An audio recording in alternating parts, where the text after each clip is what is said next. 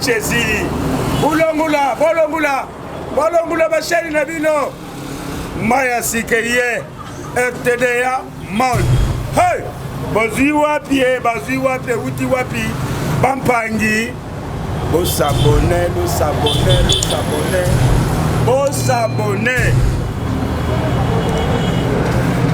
beaucoup moins la réalité, la news, information, théâtre, il y a bien, information, il y a bien, tout, il y a bien. Radio, télévision, Dieu et amour. Ce qui est amour, réalité. Moi, je vous dis chez nous, réalité. Mais, suivant. Hollande Biloko, hop, eza iloko nzambe chez nous soki telemi uta mokila to yena epasula mbeli yotuba epasula kibota eza iloko nzambe soki telemi tika RTDA Monde TV. Abonnez-vous massivement. Nulle part ailleurs où tu as série Nyoso, et artistes comédiens, où tu as gaga, où tu as émission. Il y a qui te connaît les gars chaîne monte nulle part ailleurs. RTDA Monde, Kimakin Kaka. RTDA Monde, Bisengo na Bisengo. RTDA Monde, Yangonde et Fongoli dans le monde entier. RTDA Monde.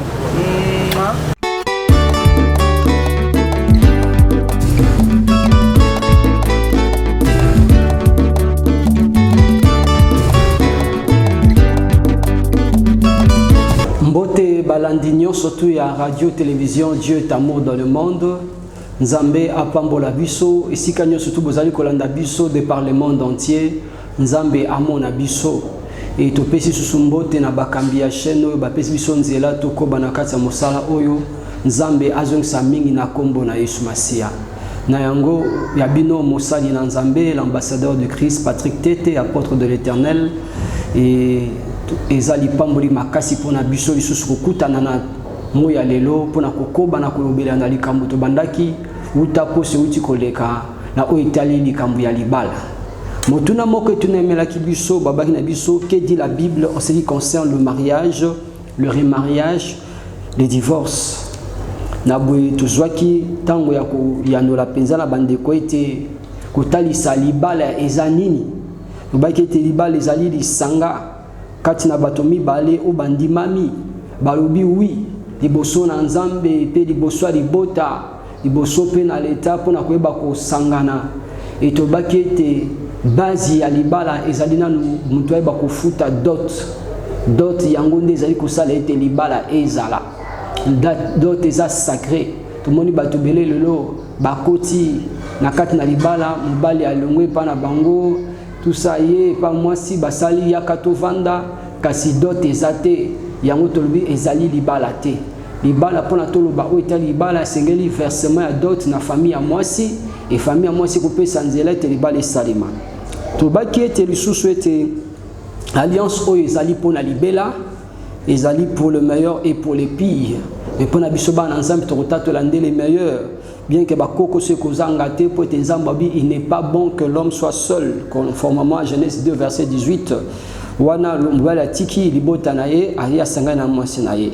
Et to bakete libala ekoyiko kabwanate na motuna bayanola kibiso babi libala ekoyiko kabwanate divorce ezalini tobiete divorce ndenge mosa yanola kibiso na Matthieu 19 1 à 6 Yesu yanola kibato bazo baete yozo banini pone o Italie divorce toko kabola libala Yesu abiete libala ezali sacré mon côté akabola na verset 6 dit que personne ne sépare ce que Dieu a uni poete libala eza sacré mutari ko kabola ngote kasi poete bato bazala na bakota na kati na libala soki komi na ko kabwana mo sapesa kinzela na bato e kabwana basala lettre ya divorce alobaki eza à cause ya dureté ya mitema na bino po te mitema na bino eza makasi po te mitema na bino tondi na mbindo na makambo ebele yango nde mosa pesa kinzela ete likambo libala ko salima kasi ne bandeli ezalaki boyete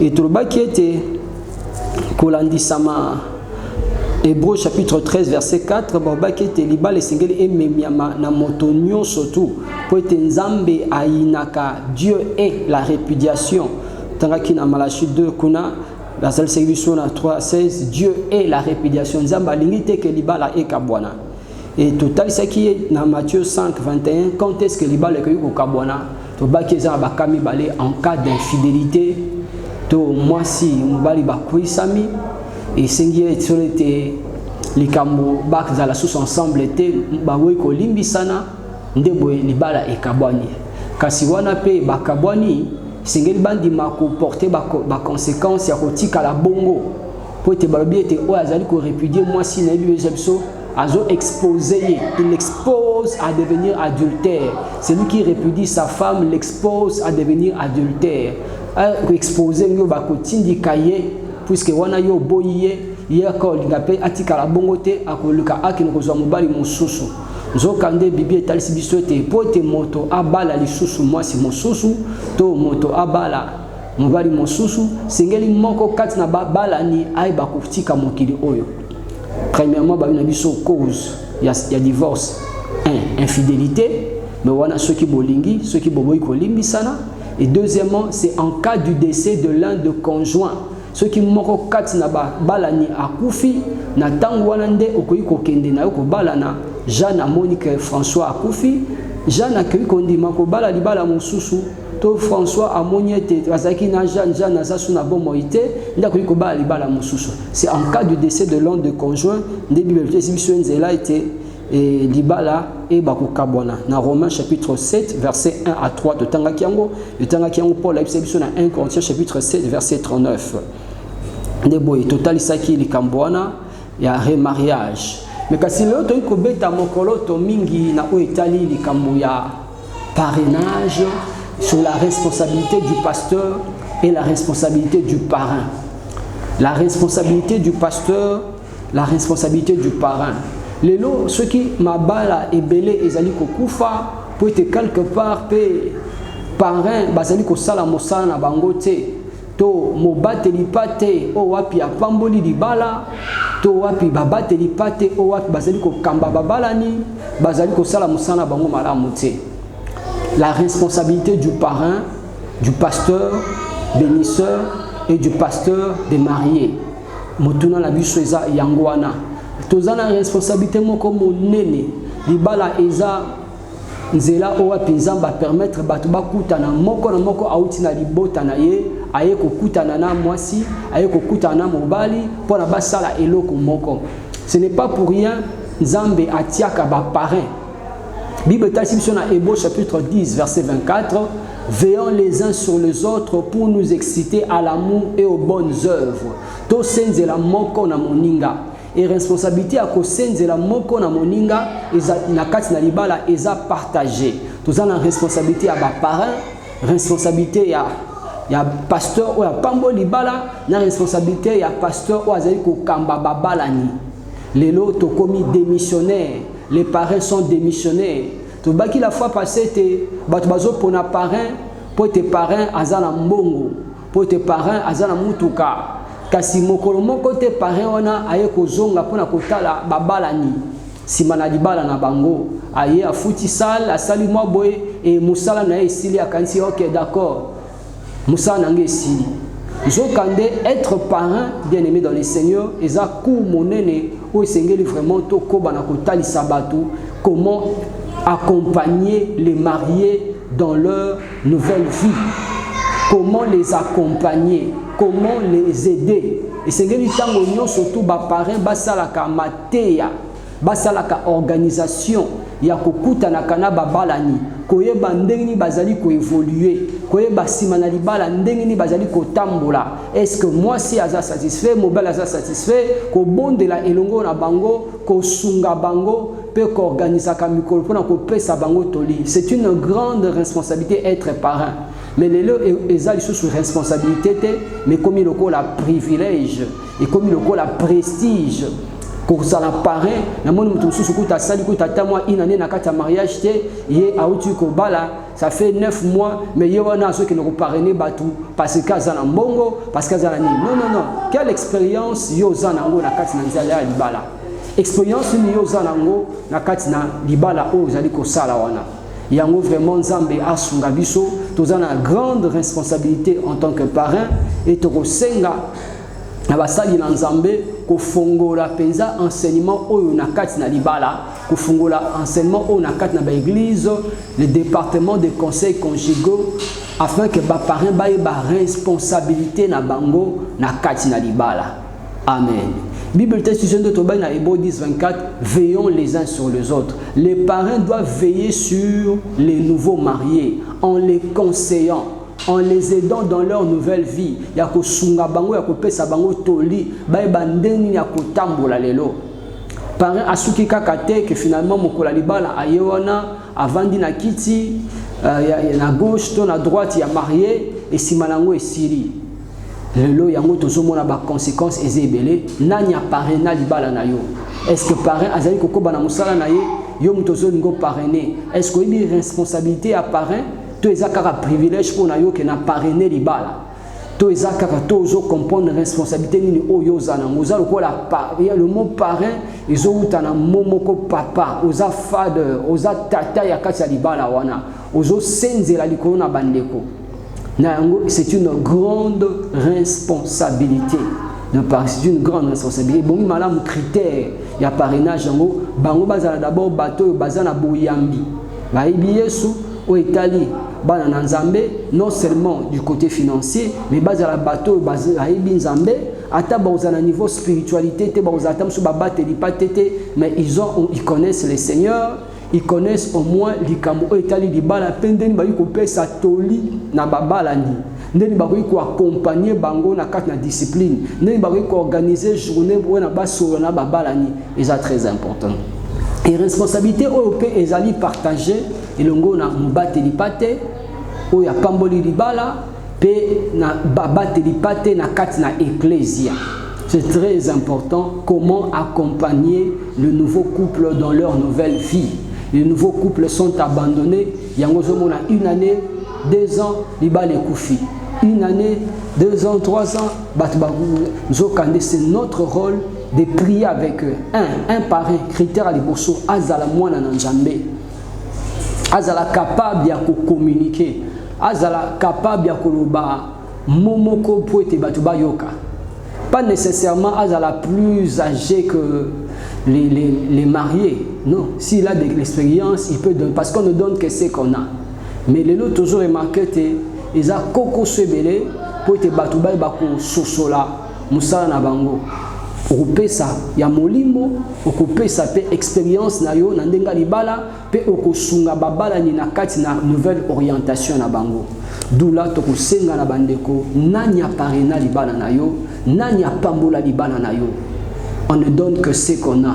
Kopona pe pasteur te na deuxième étape to kopona mobate li patete oya kopambola libala par prestige parce qu'on ne donne que ce qu'on a. Personnellement, tous un témoignage tobaki te libala na biso mutapambola kiango docteur Kapita Ombombe nzambe a pambola couple oyo pe à son âme maman Adolphine Kapitao batika kibiso et vraiment 36 ans dans le mariage bazaki li pamboli makasi koleka totali couple wana ndenge ezotambola tomoni vie na bango bazo ba toujours libala eza bien yango to s'identifier ki sima na bango pona tozwa pe li pamboli na bango nani ya pambola libala na molingami pe nani ya kopambola libala na yo parce que libala eza sacré et tokenda pe kozwa ba parrain kola docteur Crispin Kouyena wazali directeur ya SBK. Alors il y a une vingtaine d'années dans le mariage, bakobaki basunga kibiso na kati na likambo wana. D'où il est très important molingami to sosola nanya kopambola libala na yo. Qui a béni ton mariage? Qui va bénir le mariage de tes enfants? Parce qu'on ne donne que ce qu'on a. Mutape sarakaka oyo azanango. Ozana nini nanya kopambola libala na yo pe azana nini. C'est très important. Nzamba sunga biso to sosola makambo. Les pamboli makasi. La responsabilité de l'autre bela la responsabilité du parrain, la responsabilité du pasteur bénisseur ainsi que du pasteur de l'église. Lelo mobile telipate toyiko sukaka te to pamboli bato. Mais il est important pour un pasteur dans l'église et au pamboli babalani ko luka koye ba ndenge ni couple o ezali ko évoluer na nouvelle marche na bango. Ndenge ba bazo ko évoluer na kati na etamboli na bango. C'est notre rôle de les accompagner parce que likambo libala ezali likambo ya vie mobimba. Lelo libala ezo katana pote batu bate ami malamu te. Mati libala esira kate. Mati libala eza pour la vie mobimba. Nous sommes toujours appelés à rechercher quelqu'un de plus. Pelelo est difficile, un défi musu sezawa pour te battre se soumettre et pas na ba parrain na bango. Tout simplement soit à cause ya mbongo na ye, à cause de la position na ye, azwa ki kaka parrain par prestige, azala wana parrainer libala na ye, mais aza prêté à koto ça, o wapi parrain zoloba. Zokande être parrain c'est une grande responsabilité. Hébreux chapitre 13 verset 17, Bible obéissez à vos conducteurs, ayez pour eux de la déférence, car ils veillent sur vos âmes, car devant en rendre compte. Obéissez à vos conducteurs. Conducteur ekoza na kati na ecclesia, conducteur ezali moto aza na responsabilité songolo likolo na eloko. Lelo babala ba parrain baza pe buter na likamususu yangwana. Babana msu babi papa nga na oyo kate na osala wana oyo lobite d'où eza koko so pote libala lelo ekende liboso eza difficile lelo pote batu ba avancer so que biko tosa moto o nzamba tie liboso na hotel lokola lipamboli. Que le Seigneur nous fasse grâce balingami to sosola makambo malam. Nous avons une responsabilité monene en tant que parrain ya ko suivre bato, responsabilité monene ya ko suivre babalani. Il y a que suivre bana onzamba pesi biso pour na toté à bango ba comme appelle loko la biso. Yesu a dit comme le Père m'a envoyé, moi aussi je vous envoie. Loko la tata a tindibino, ngai pe loko la na tindibino. Alors bala ni baza loko la ba représente baza loko la ba flèche au api ba parrain bazali ko lancer. D'où ba ko respecter ba parrain, ba ko respecter ba pasteur. Nakota la été couple au wapi ya bino et réussir. Vous allez refléter le lenge ya pasteur à pambola kibino. Vous allez refléter le lenge ya ba parrain na bino. Nous avons une grande responsabilité, très cher parrain. Nous avons une très grande responsabilité. La tenue de Komoro finalement, aux anakat nanibal au sali, combien d'années au na sali 2 ans. On parlait déjà combien de mariages, on a parlé déjà 10 mariages. Na biozan a 2 ans na kat salibala. On parlait déjà 10 mariages. Alors voilà, alors on a osomona que motomosusu wana azana expérience ni ya kuikopesa. Alors que pas inaye azana difficulté. Pourquoi les gens les suivent? Peut-être c'est à cause des finances, c'est à cause de l'argent, à cause de la position morosongolo pakala. C'est une responsabilité. Ce n'est pas seulement un privilège, mais une grande responsabilité. D'où Molingami Zambe asala bisongolo asosolisa biso likamboyo zwa temps au bonde la pona bateau nzamba pesio zwa temps au vandisa couple nzamba pesio organise des rencontres avec les mariés.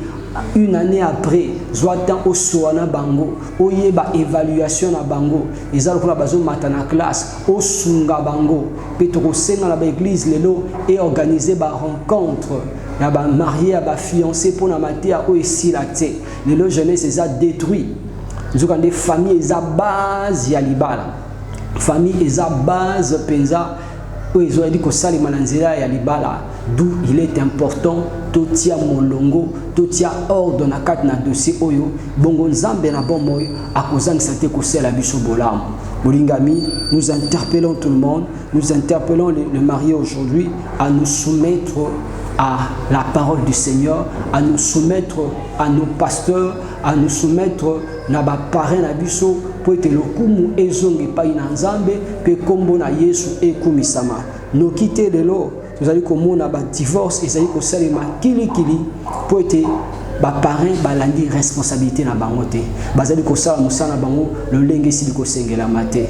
D'où nous interpellons chacun de nous, de nouveaux couples olingi kokenda kasi ya libala yeba nani okozwa lokola parrain, yeba nani okopona mpona kopambola libala na yo, yeba nani okopona poti azala liboso na accompagner na kasi na nouvelle vie oyo et lokumu ekozonga epai na nzambe na kombo na Yesu. Tozozongela bino kaka mingi te na nsima na publicité oyo mpona tocontinue mpona toconclure émission na biso. Nzambe apambola bino bazali kolanda biso bisika ndenge na ndenge, Nzambe azongisa ya mingi koleka. Tozozongela bino après publicité mpona tocontinue émission na biso. Soyez bénis, tikala branché na kati na chaîne na biso RTDA dans le monde. Merci beaucoup.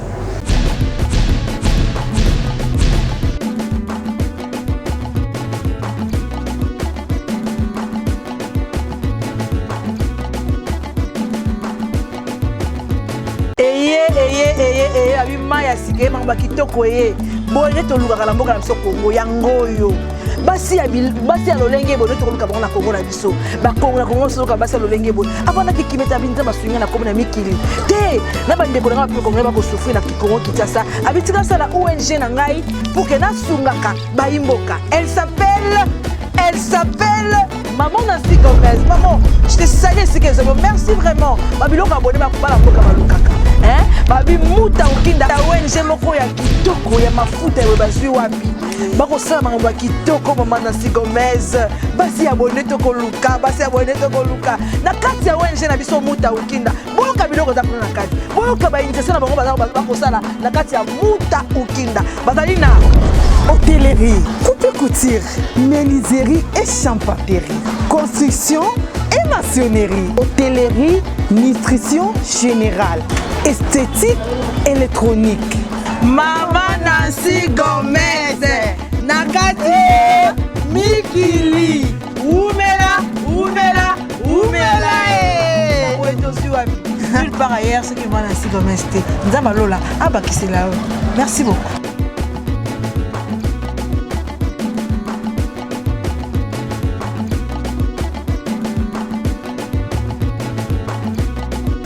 Merci beaucoup Balandi à RTDA. Tout ça toujours na katna émission na biso oyo bolandaka mokolo ya mibale ya mardi et wabino Mosai Nzambe l'ambassadeur de Christ apôtre Patrick Tete. Nous allons kokoba na sujet otobandaki la fois passée na Italie libala. Tolobela qui était na Italie le divorce, le remariage et le lot sous point otobandi kolobela Italie la responsabilité des parents du pasteur bénisseur ainsi que du pasteur de l'église. Yango total ce qui était parrain na pasteur bénisseur baza na responsabilité monene pour na accompagner ba marié. Lelo ceux qui lelo ba couple belé ils allaient kokene kokufa tout simplement parce que les parents ne font plus leur travail, ils sont démissionnaires. Ba démissionner na kata musana bango batikali kaka ya mokolo ya libala simanango esili. Tomo bateli pate o apamboli libala esili apamboli binobo kine na kimia esili tomo bateli pate na kati na ecclesia so kande eza responsabilité monene. Alors toujours que na ko sukisa na koloba un peu quelques critères ou ko sala été yo opona parrain na ko pona parrain pour la ni parce que za na mbongo ebele parce que andimi azwelanga sal to parce que andimi azwa apesanga mutuka tout parce qu'il a 50% à facture. Tout ça c'est bien, il peut le faire. Mais il y a est-ce qu'il a la maturité? Et donc, il faut souligner, et ça doit être une personne mature. Cela veut dire quoi? Il y a pas nabino. Ozo sentir na papa ou na maman oyo bakoli na kati na likamboana bazape na eloko moko bakoyi ko sungangai kosunga mwasi na ngai na mobali na ngai na kati na likambo oyo. Amen. Na moni mo za kutu discussion ebele entre papa aponi paré mosusu maman pabi ngai boye. Mais c'est va se mettre d'accord. Mais ba critère est que ça la que bisoto se mettre d'accord. D'abord to lobi likambo maturité. Quand tu choisis un parent, est-ce que cette personne elle est mature? Couple au bazar mature, ba koli na kati na libala. Il ne faut pas baser à moins d'une année, peut-être à moins de 2-3 ans, 4 Nadibala. Non, puisque quand même expérience, c'est vrai, et ce n'est pas le nombre d'années où il s'agit d'expérience, mais le nombre d'années permet également de surmonter ma je trouve Sanzela bazala au-delà baleki ata 3 ans. Baza tout au plus na 4 ans 5 ans dans le mariage. La maturité est très importante pour être les premières années à libala ils ont l'expérience mususu. Basala ki fort ba yebana. Ils ont la facilité. Alors yé moi dans une étape ya ko yebana na moi sinaye yo ponier le col parrain. Qu'est-ce qu'il va te transmettre? Deuxièmement, tu as expérience. Expérience, maturité et zotambola nzela moko. Molingami, il est important et que bateau basali ko kamba bino na kat na libala bazana expérience. Les parents doivent avoir de l'expérience en la matière. Baza mutu azana expérience eza mutu yemo lekani ne sikawana. Aza mutu yemo alekani na secteur wana bazana loko mo ko communiquer et pas na yo. Paul Azor Bana Timothée, c'est que tu as appris de moi, 2 Timothée 2:2.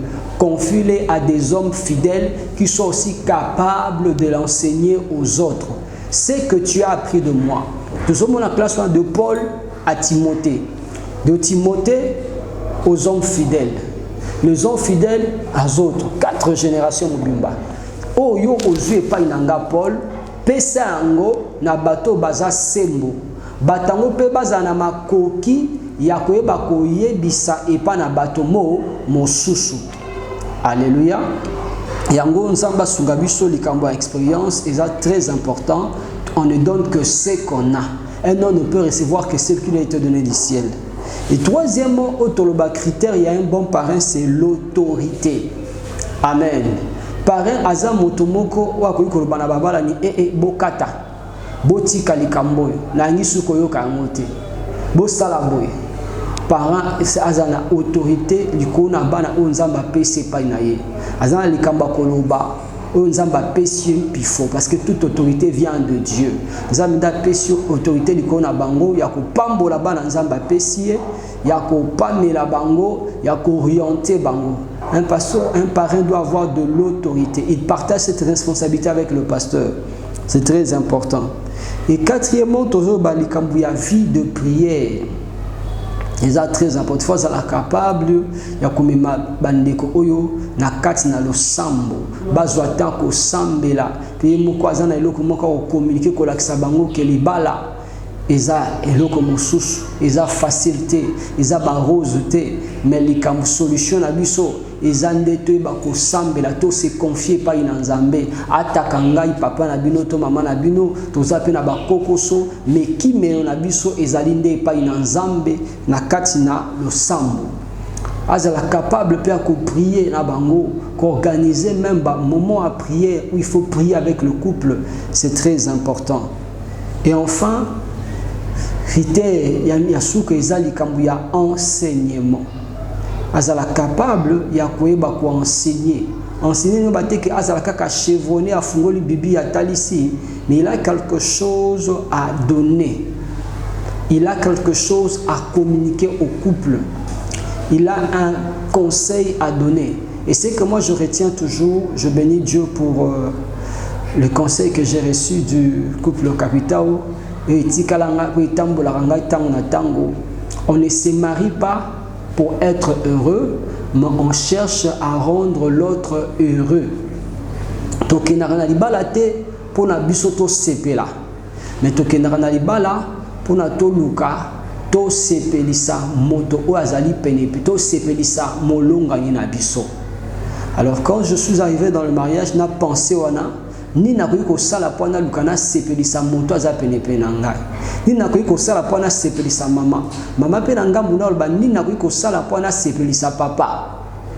Et ensemble ceux qui toke na optique wana, toke na likanisi wana, satana kokufa soni pe lokumu ekozonge pa ina nzambe. Nde tobi likambu ya enseignement. D'où nous allons demander à l'église, corps du Christ, à l'église de réveil, d'organiser des moments de formation, d'enseignement. Préparons nos jeunes couples dans les départements des conseils conjugaux. Et surtout les parents doivent avoir quelque chose à donner afin que le couple ne soit pas inanzam, que le Seigneur vraiment nous bénisse abondamment.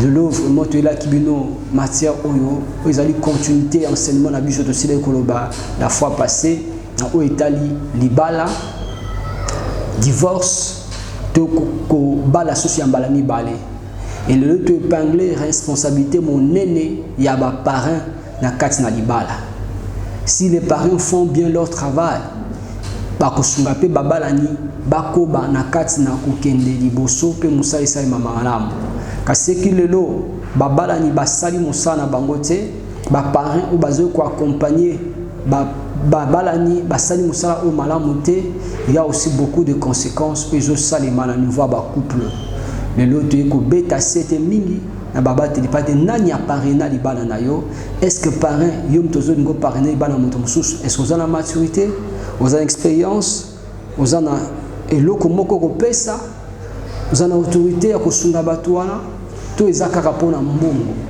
l'argent seul ne suffit pas pour être capable de pouvoir parrainer un mariage mais il y a encore d'autres critères autodikotanga lelo et kosunga ete makambo salima malamu Nzambe apambola biso tokokoba na bino elongo na ba numéro mosusu pe mituna na bino ekozala ya mingi pona kosunga biso te ba koyanolama mituna na bino bokomela biso botinda ba like na bino ba proposition na bino toyeba kokoba na kati na mosala oyo pona te ba kosungama. Merci encore na ba landi ya RTDA dans le monde, merci na ba kambia chaîne na biso, merci na ba technicien na biso, ingénieur Dieudonné Zamba Pambolayo, ingénieur bienvenu Zamba Zong Samingi, merci na ba kambinyo surtout ya chaîne Basel Kolanda biso de par le monde entier. Que le Seigneur nous bénisse, que le Seigneur rende plus abondamment. Tokozongi la bino lisusu na ba numéro mosusu pe na kat na mituna mino to ba ko yanola. Nzambe apambola biso, après-midi malamu longo na Yesu, de très bonnes choses. Ciao, à bientôt. Merci beaucoup. Voilà, balobi RTDA Monde, yaka moko quoi. Chaîne yaka moko RTDA Monde. Awa pas de bêtises.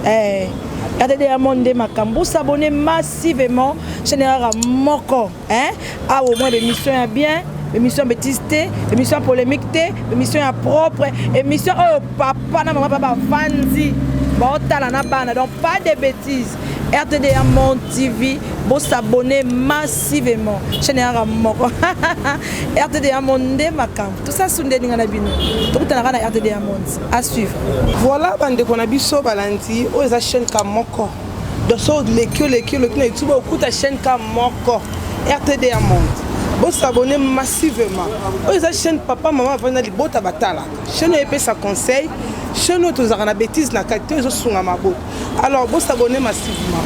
Alléluia, Alléluia, Alléluia, Alléluia, oh Alléluia. Chante avec nous, Alléluia, oh Alléluia, oh Alléluia, Alléluia, c'est ton engaï. Alléluia, Alléluia.